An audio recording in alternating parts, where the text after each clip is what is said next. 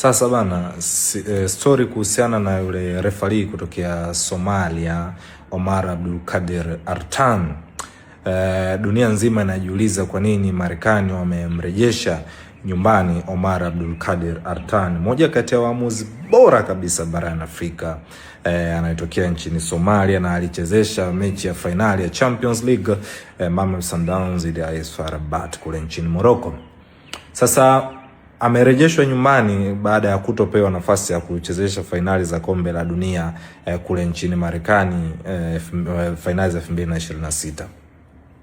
Sasa Marekani kupitia Wizara ya Mambo ya Nje ya Marekani, kwa maana ya Department of State, wametoa taarifa. Wanasema kwamba sababu ya kumrejesha Omar Artan ni kwamba ni tishio kwa usalama wa Marekani.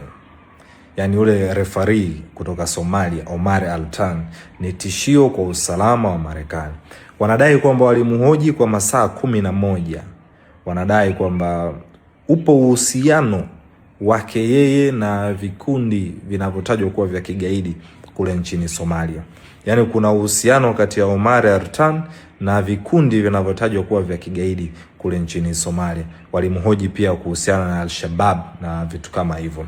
Baada ya mahojiano ya masaa 11, wakafikia hitimisho kwamba ni tishio kwa usalama wa Marekani, pamoja na kuwa na diplomatic passport. Wakamrejesha nchini Uturuki na amerejea nyumbani na amepokelewa kwa mapokezi makubwa sana.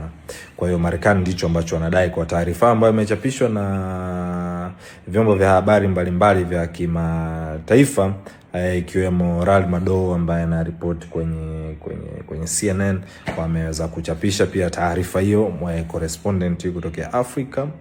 Taarifa ndio iko hivyo kwamba ni tishio kwa usalama wa Marekani.